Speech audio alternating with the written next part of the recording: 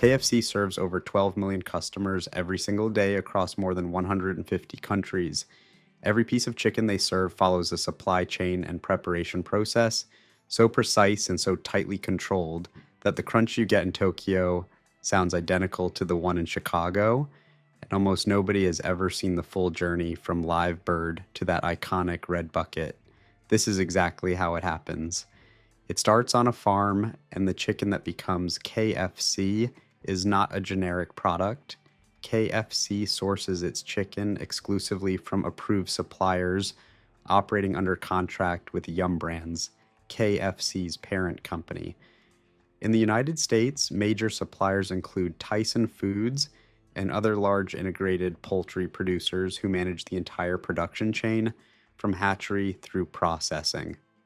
The chickens raised for KFC are broiler birds, a specific category of chicken bred for rapid muscle development, a high breast meat to body weight ratio, and a growth timeline that allows birds to reach market weight in approximately 6 to 7 weeks.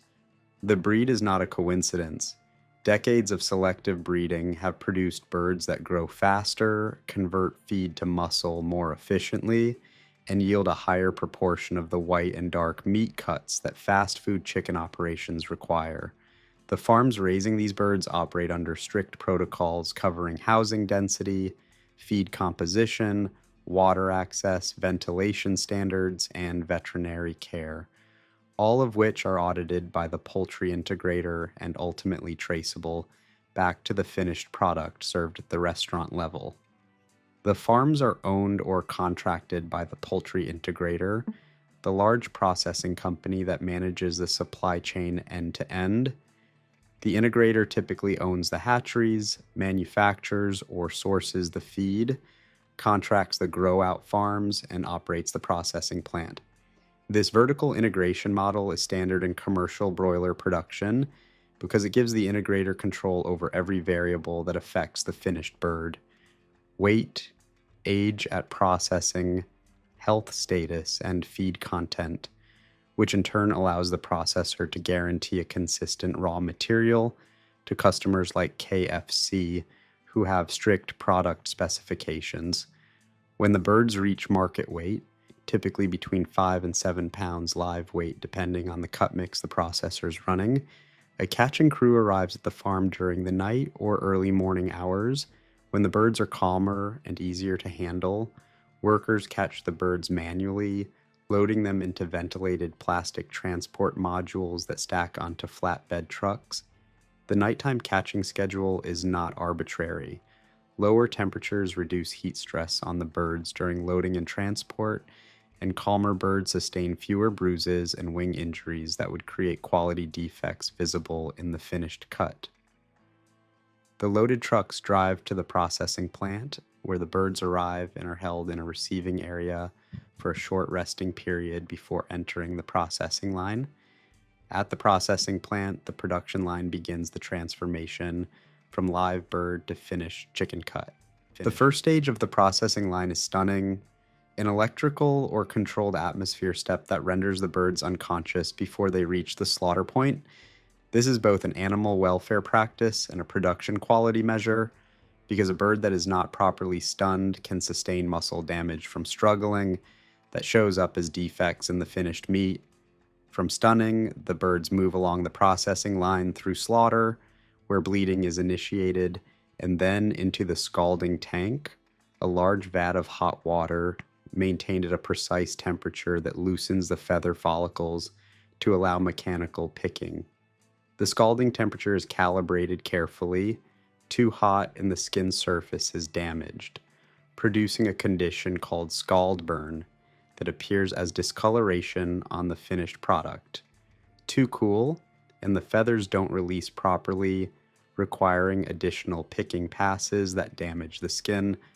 From the scalder, the birds pass through a series of mechanical pickers, rubber-fingered rotating drums that strip the feathers from the loosened follicles as the carcass passes through. Multiple picker stages in sequence remove progressively finer feathers until the carcass is essentially clean. The feathers collected at this stage are a byproduct stream that goes to rendering for use in animal feed or fertilizer. From the pickers, the carcass moves through singeing, a brief pass over open flame or infrared heat that removes fine pin feathers that the rubber pickers can't reach, and then into the evisceration section of the line.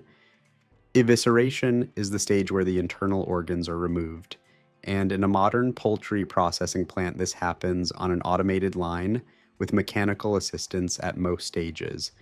The carcass passes through a series of stations that open the body cavity, remove the visceral package, separate edible organ meats, liver, heart, and gizzard for their own processing stream, and inspect the body cavity and organ set for any signs of disease or contamination.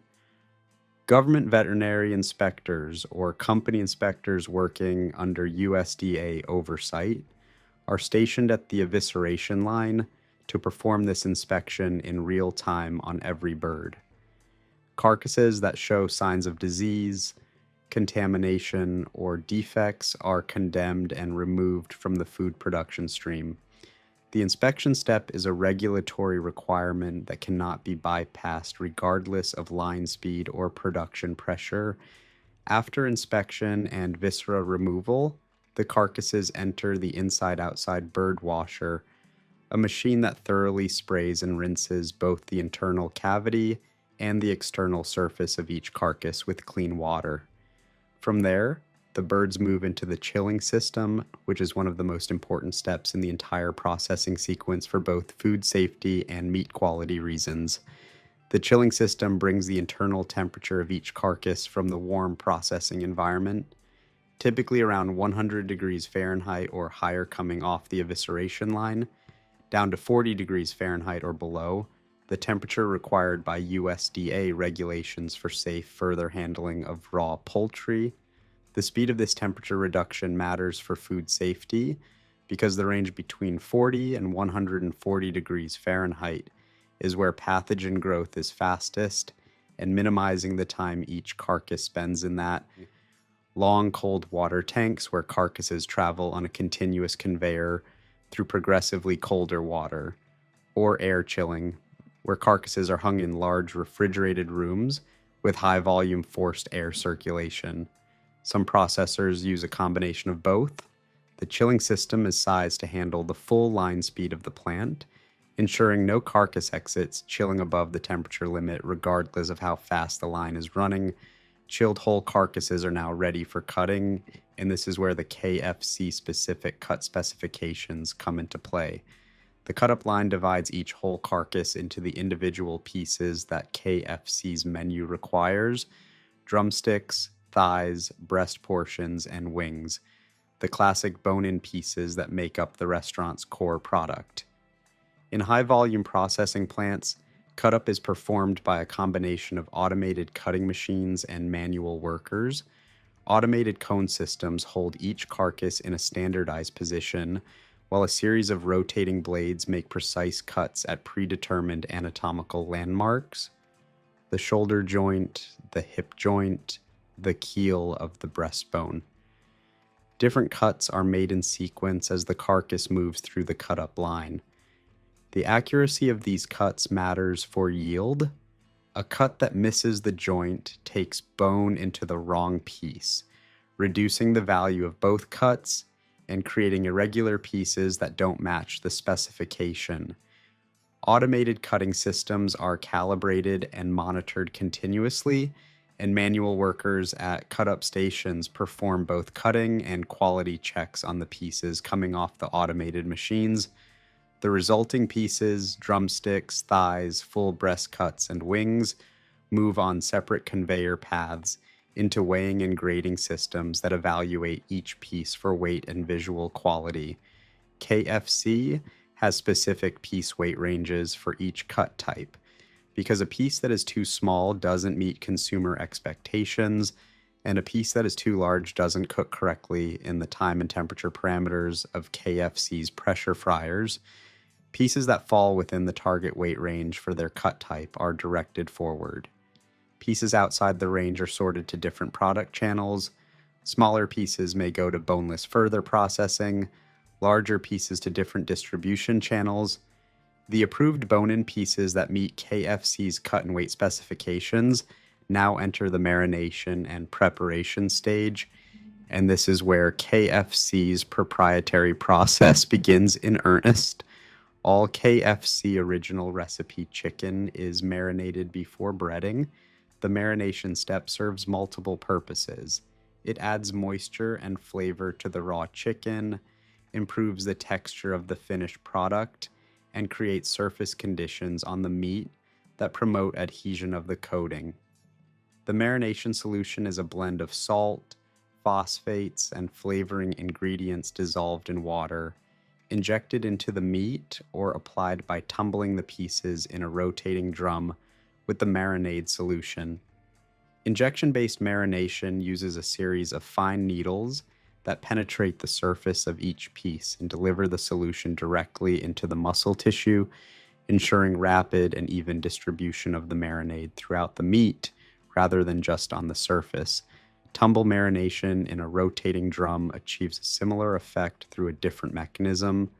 The mechanical tumbling action opens the muscle fiber structure and allows the solution to penetrate, while the physical contact of pieces tumbling against each other and the drum walls tenderizes the surface slightly. After marination, the pieces are held under refrigeration for a defined period to allow the marinade to equilibrate fully through the meat before they move forward to breading. This hold time is part of the controlled process. Too short and the marinade hasn't penetrated uniformly. The right duration produces consistent flavor and moisture throughout every piece. The breading process is the step most associated with KFC's identity, and it is where the 11 herbs and spices, the closely guarded proprietary blend that has defined the brand since its inception, enter the process. KFC's flour-based coating is a dry blend of wheat flour, the seasoning blend, and other functional ingredients that together produce the characteristic, thick, craggy coating of original recipe chicken. The exact composition of the seasoning blend is one of the most famously protected trade secrets in the food industry. Only a small number of people within the Yum Brands and KFC organization know the complete formula, and the blend is manufactured by at least 2 separate suppliers who each receive only a partial formula, with the complete blend assembled from the partial components before distribution to restaurants or commissary suppliers. The secrecy of the recipe is not just a marketing story, it is an operational reality maintained through strict compartmentalization of the formulation information. The breading operation coats each marinated piece in the seasoned flour blend. In commissary or processing supply operations, this is done by passing pieces through automated breading machines, flat, wide conveyor systems that carry each piece through a bed of the dry breading blend, followed by mechanical impingement that presses the breading into the surface, followed by a return pass through additional loose breading. The surface moisture on the marinated chicken provides the adhesion that holds the dry breading to the surface. The result of the breading pass is each piece covered in a dry flour coating that is the unfried version of what will become the crispy outer shell.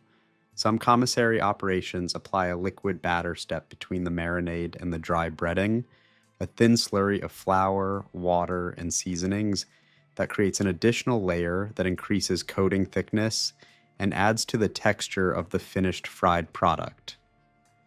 After breading, the pieces in a commissary or partially prepared supply model are typically blast frozen, rapidly chilled to an internal temperature that freezes the product and preserves both the chicken and the coating in a stable state for distribution to individual restaurant locations. Blast freezing uses very high velocity cold air at very low temperatures to freeze the product quickly.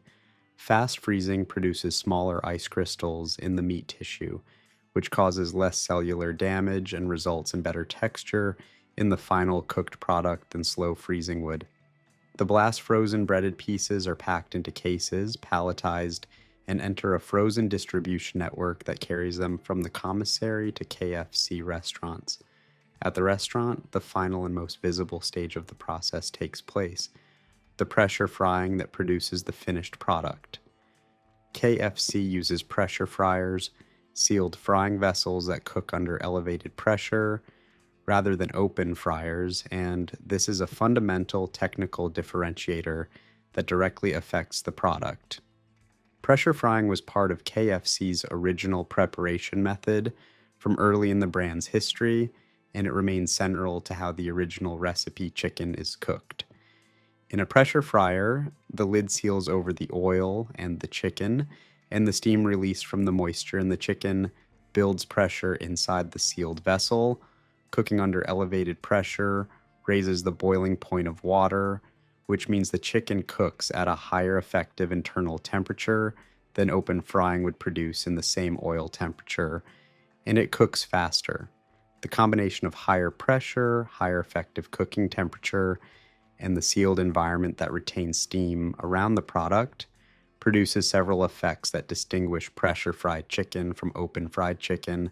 The interior of the meat stays significantly more moist and tender because the steam environment prevents the moisture from fully escaping from the meat, even as the exterior coating crisps in the surrounding hot oil.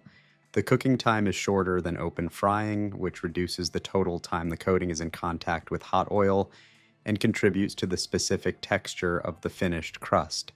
And the sealed environment concentrates flavors around the product during cooking in a way that open frying cannot replicate. Each batch of chicken goes into the pressure fryer in a wire basket, the oil at the correct temperature before loading, the lid sealed and locked after loading. The frying cycle runs for a defined time at a defined pressure, both monitored and controlled by the fryer's management system. When the cycle completes, the pressure is released, the lid opens, and the basket of finished chicken is lifted from the oil.